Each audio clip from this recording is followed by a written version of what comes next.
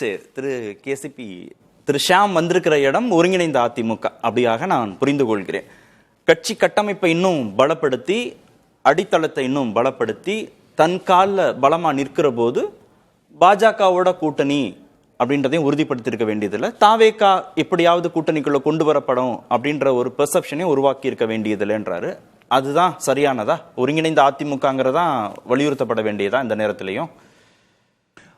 திராவிட கட்சிகளில் தலைவர்களது அந்த குண நலன்களும் அந்த கட்சியை வழிநடத்துகிற திறமைகளுக்கும் இன்றையளவுக்கும் சான்றாக இருப்பது, ராஜீவ்காந்தி அவர்கள் மரணத்தின் போது திமுகவின் மீது ஒரு கொலை பழி கிட்டத்தட்ட 1-2 சீட்டுகளில் தான் அவங்க வெற்றி பெற்றாங்க. 4 சீட்டு அதில் பாதாளத்துக்கு போயிடுச்சு. ஆனால் அதே திமுக 96 ஆட்சி அமைக்கிற அளவுக்கு அதை உருக்குலையாமல் கட்டமைத்து தேர்தலை சந்தித்து ஆட்சிக்கு கொண்டாந்தாங்க. அதே மாதிரி அதிமுகவில் எடுத்தீங்கன்னா 96 தேர்தல் ஜெயலலிதா அம்மாவே தோத்தாங்க. ஒரு மிகப்பெரிய அடி. அதுலேயும் 2 இடத்துல தான் ஜெயிக்க முடிஞ்சுது. ஆனால் அதே கட்சி 2021 திருப்ப ஆட்சி அமைக்கிறதுக்கு முடிஞ்சது. அதுதான் தலைவருக்கான 2001 சொல்றீங்க. 2001 அது 96 தோல்வி, 2001 ஆட்சி அமைச்சாங்க. அதுதான் ஒரு தலைமை பண்பு, தலைவருக்கான கட்சியை வழிநடத்தக்கூடிய ஒரு திறன். அப்ப அந்த 96 கூட போட்டி அதிமுகன்னு ஒண்ணு உருவாச்சு. நிறைய பேர் போட்டி பொதுக்குழு நடந்தது, போட்டி பொதுச் செயலாளர்களாக வந்தாங்க. அப்போ என்கிட்ட தான் ஜெயலலிதா அம்மா கூப்பிட்டு சொல்லி அந்த போட்டி அதிமுகவை கொண்டு வந்து இணைக்கிற பணியை நான் தான் அவங்களுக்கு என்கிட்ட சொல்லி நான் தான் அதை செஞ்சேன். அப்போ இதுதான் திராவிட கட்சிகளில் தலைவர்களுக்கு ஒரு பண்பாக நிற்கிறது. அடுத்து எடப்பாடி பழனிசாமி சொல்றது என்ன? நான் ஒன்றும் எம்ஜிஆர் கிடையாது, நான் ஒன்றும் ஜெயலலிதா கிடையாது, நான் ஒரு சாதாரணமானவன், விவசாயி. அதனால இதெல்லாம் என்கிட்ட. அப்படி பார்த்தா ஸ்டாலினுக்கும் கூட பெரிய எழுத்தாற்றல் கிடையாது, பெரிய பேச்சாற்றல் கிடையாது. ஆனால் அந்த கட்சி குறைஞ்சபட்சம் சேதாரம் இல்லாமல் உருக்குலையாமல் அப்படியே இருக்கு. குறைஞ்சபட்சம் எடப்பாடி பழனிசாமி இதை விட இன்னும் சிறப்பாக அதிமுகங்கிற கட்சியை ஒரு கட்டமைப்பு வலு இழக்காமல் அதை கொண்டு போயிருந்தார். இல்லை சார், இப்போ அவர் கூட்டணி அமைக்காம இருந்தார்ல 2024 நாடாளுமன்ற தேர்தலுக்கு 2 மாதம் முன்பு மெகா கூட்டணி அமைப்போன்னு சொன்னாரு. அவரால் அமைக்க முடியல. தேர்தலில் பின்னடைவு வரும்போது கூட்டணியை அமைக்கிறதுக்கான வலு அதிமுகவுக்கு இல்லை, திரு எடப்பாடி பழனிசாமிக்கு இல்லை அப்படின்னு ஒரு வாதம் வைக்கப்பட்டது. 2026 சட்டமன்ற தேர்தலுக்கு 8-10 மாதங்களுக்கு முன்பே பாஜகவை உள்ள கொண்டு வராங்க, கூட்டணி கட்டமைக்கப்படுது.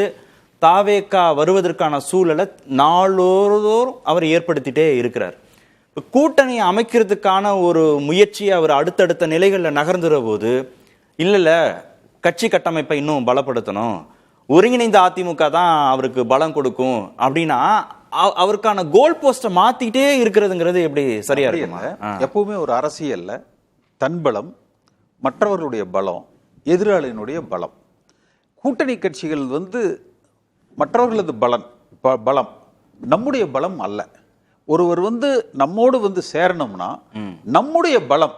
ஒரு கூட்டணி கட்சி ஏன் ஜெயலலிதா அம்மா காலத்துல டெல்லியில இருந்து உள்துறை அமைச்சராக இருக்கிறவர்கள் இருந்து மிகப்பெரிய பொறுப்பில் இருக்கிறவங்க எல்லாம் போயஸ் கார்டன் வாசல்ல நின்னாங்க. அதிமுகவோட கூட்டணி வச்சா நம்ம ஜெயிச்சிடலாம், அதிமுக வலிமையான கட்சி. அப்படிதானே சார் பாஜக வந்திருக்கு? இல்ல அப்படித்தானே தாவேகா வருவதற்கான சூழலை அவர் உருவாக்குறாரு. தயவு செஞ்சு எனக்கு இது உங்க புரிதல்னா எனக்கு வியப்பா இருக்கு. ஏன்னா பாஜக இன்னைக்கு வர்றது பலகீனமான அதிமுக இதை கோழி அமுக்கிற மாதிரி அமுக்கி நம்ம அதை முழுங்கிடலாம் அப்படிங்கிறதுக்கு தான் பாஜக வருதே ஒழிய மிக பலமான அதிமுக இவங்களோட சேர்ந்தா நம்ம ஒரு 10-20 பேர் சட்டமன்ற உறுப்பினர்கள் ஆயிரலான்னு வரல. 20% அதிமுக இருக்கு, எங்க கிட்ட 18 இருக்கு, 21 இருக்கு, எங்க கிட்ட 18 இருக்கு. நான் சொன்னதுக்கு நீங்களே பதில் சொல்லுங்க. ரெண்டும் சேர்ந்தா அதிமுக வலிமை அது அல்ல. அதிமுக வலிமை அது அல்ல. 45% தனித்து நின்று 2016 வாக்கெடுத்த கட்சி, எல்லா பக்கம் ரெட்டல. அப்ப அந்த வலிமை அன்றைக்கு 4% பாஜக. அது எங்க குறைஞ்சது? முதல்ல நீங்க அதை சரி பண்ணணுமே ஒழிய அன்றைக்கு பாஜக நம்மளை தேடி வந்தது.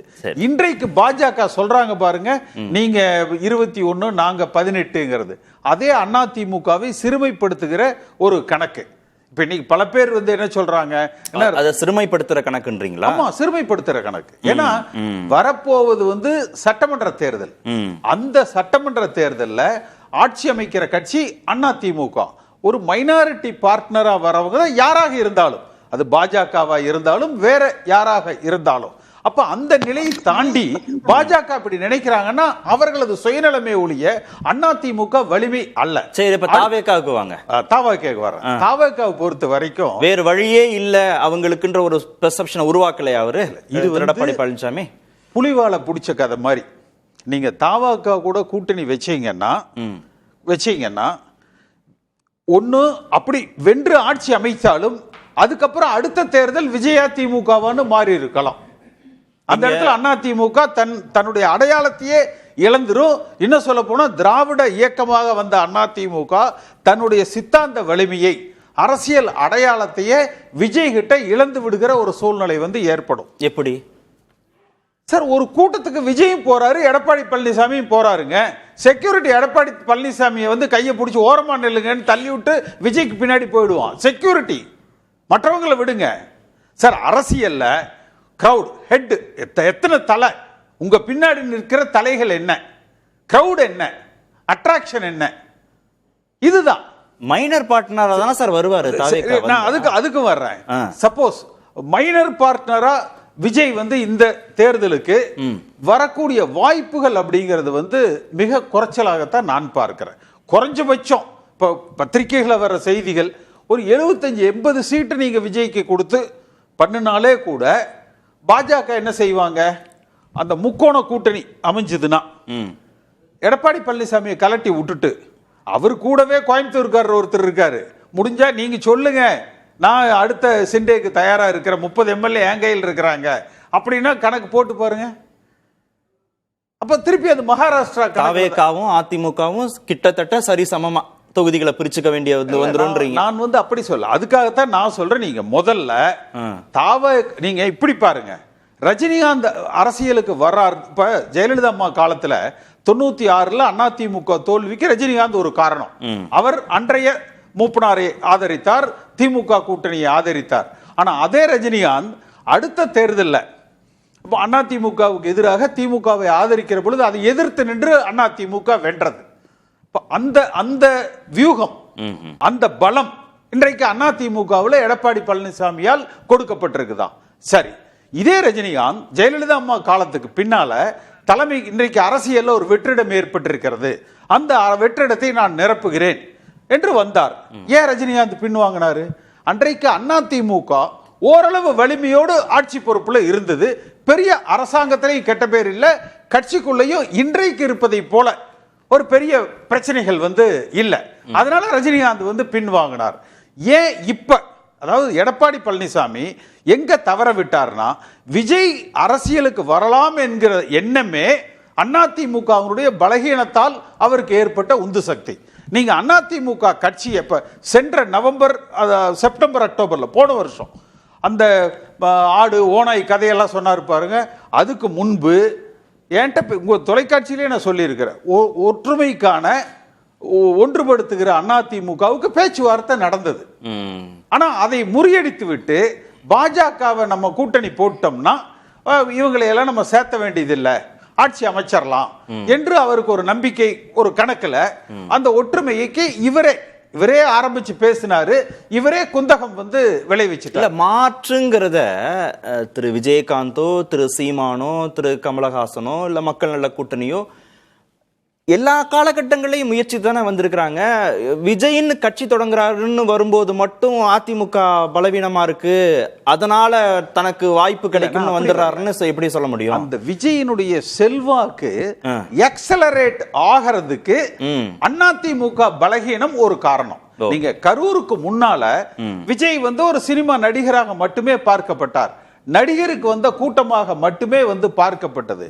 அந்த கரூர் சம்பவத்துல அதுல ஒரு அரசியல்வாதிங்கிற அந்த பரிணாமத்தை ஒரு பேசும் பொருளாக இன்றைய திமுக தெரிஞ்சோ தெரியாமலோ உருவாக்கி விட்டது. ஒருவேளை அவர்களே திட்டமிட்டு கூட அதிமுகவை மட்டுப்படுத்துவதற்காக அல்லது திராவிட இயக்கம் என்றால் திமுக தான் என்பதற்காக கூட அவர்கள் அதை உருவாக்கி இருக்கலாம்.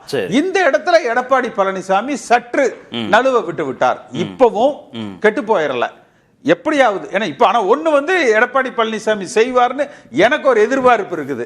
அமித்ஷாட்ட பேசி இந்த விஜய் எப்படியாவது இந்த எலெக்ஷன்ல போட்டி போடக்கூடாதுன்னு சொல்லிடுங்க, அடுத்த எலெக்ஷனுக்கு வந்துட சொல்லுங்க, என்ன செய்வீங்களோ ஏது செய்வீங்களோ தெரியாது, எனக்காக நீங்க அதை செஞ்சு கொடுங்க, உங்களுக்கு வேணா நான் ஒரு 10 சீட்டு சேர்த்து கொடுத்துறேன். கொடி ஆட்டுறாங்க, கூட்டணிக்கான பிள்ளையார் சொல்லி போடப்பட்டதுன்னு பேசியவர் தானே வெள்ளந்தியான பேச்சு சார். ஏன்னா உருட்டுக்கடை அல்வா என்ன பிள்ளையார் சொல்லி போட்டு இதெல்லாம் ஒரு தலைவருக்கான ஸ்டேச்சர் கிடையாதுங்க.